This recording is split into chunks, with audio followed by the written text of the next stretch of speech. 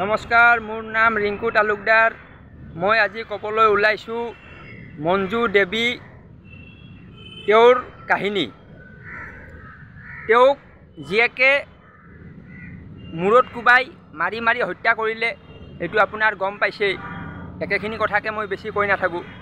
তো ইয়াত মানে ছোৱালীজনীৰ নাম হ'ল তানিয়া কুমাৰী। তেওঁ টেনিছ খেলুৱৈ হয়। তেওঁক যেতিয়া মাকক মাৰি পেলালে, তেতিয়া ওচৰ চুবুৰীয়াই পুলিচক খবৰ দিলে। পুলিচ আহি জীয়েকক ধৰি লৈ গ'ল। ধৰি লৈ আপোনাৰ পাণবজাৰ মহিলা আৰক্ষীত তেওঁক ৰাখিলে। পাণবজাৰ মহিলা আৰক্ষীয়ে যেতিয়া তেওঁক প্ৰশ্নবোৰ সুধিলে যে তুমি এনেকুৱা কিয় কৰিলা, তেতিয়া তেওঁ এটা বিস্ফোৰক মন্তব্য দিছে।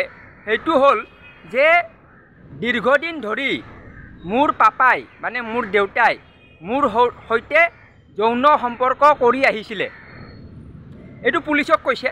পুলিচে এইটো সংবাদ মাধ্যমক জনাইছে। সংবাদ মাধ্যমৰ পৰা মই জানিছোঁ। আকৌ সেইখিনিৰ ভিত্তিত মই কথাখিনি কৈ আছোঁ। আচ্ছা, এই বিষয়টো এইটো যে অকল তানিয়া কুমাৰীৰ বাপেকে যে জীয়েকৰ সৈতে যৌন সম্পৰ্ক কৰে তেনেকুৱা নহয়। মোৰ হাতত দীঘলীয়া তালিকা আছে, লিষ্ট আছে। মানে যিবোৰ বাপেকে নিজৰ জীয়েকৰ সৈতে যৌন সম্পৰ্ক কৰি থাকে। তো মই এটা উদাহৰণ কৈয়ে দিওঁ, যিহেতু আপোনাৰ মই বহুত আছে কৈ দিলোঁ। চবৰ নাম মই কৈ নাথাকোঁ, মই এটা নাম কৈ আছোঁ। এইটো ক'লে আপুনি বাকীবোৰতো সেইটোৰ লগত মানে মিলাই ল'লে হ'ল। বিষ্ণুৰাম মেধি আইন মহাবিদ্যালয়, এইখন আছে আপোনাৰ পাঞ্জাবাৰী, গুৱাহাটী পাঞ্জাবাৰী। তাৰে প্ৰিন্সিপালজনৰ নামটো মই নকওঁ।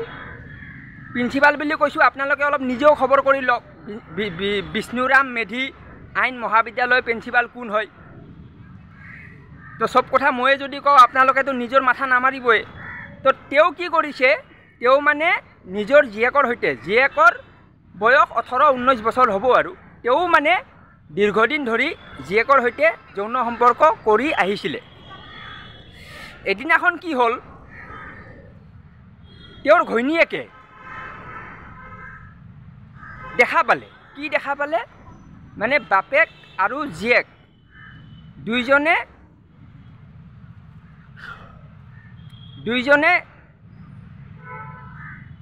শোৱনি কোঠাত বিচনাত শুই আছে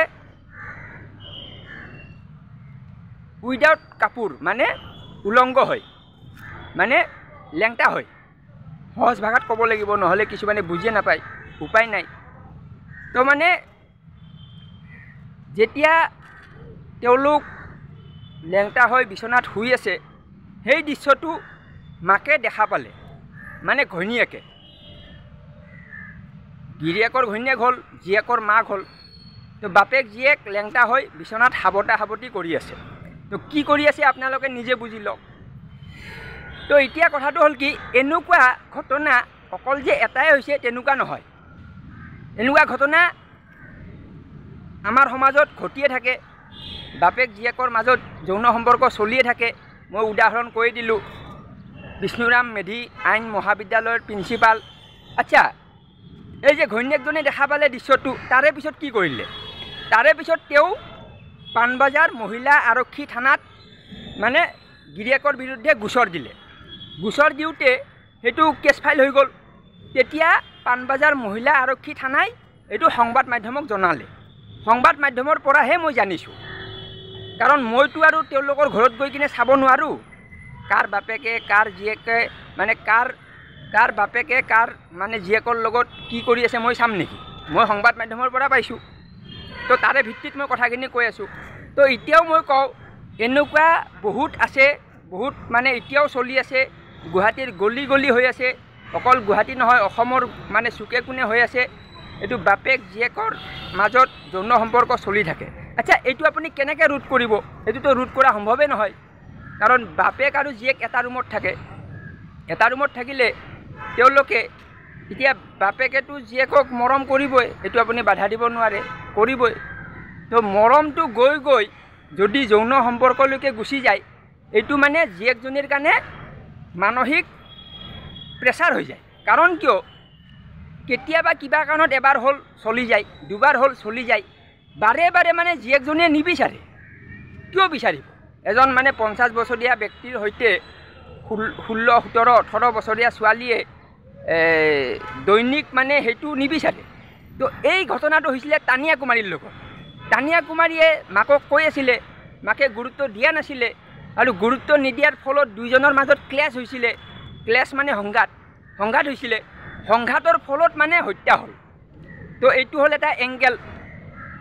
আৰু এটা এংগেল আছে, মানে তেওঁলোকৰ ঘৰত এতিয়া মাকে মানে আউট অফ কণ্ট্ৰল হৈ গৈছে। মাকে এতিয়া কি কৰিব? গিৰিয়েকক ক'লে মাকৰ কাৰণে দিগদাৰ, জীয়েকক ক'লে মাকৰ কাৰণে দিগদাৰ। এতিয়া জীয়েকক যদি কয় তই নিদিবি, তেতিয়া জীয়েকে কেনেকৈ নিদিব? ৰাতি বিচনাত শুই থাকিব, গৈ বাপেক ওলাব, হ'ব পাৰে। তো মানে এইটো মানে এটা বহুত জটিল কেছ হয়। তো এই কেছটো আগবাঢ়ি গৈ থাকিব, ভিডিঅ' পাই থাকিব। ঠিক আছে, ধন্যবাদ।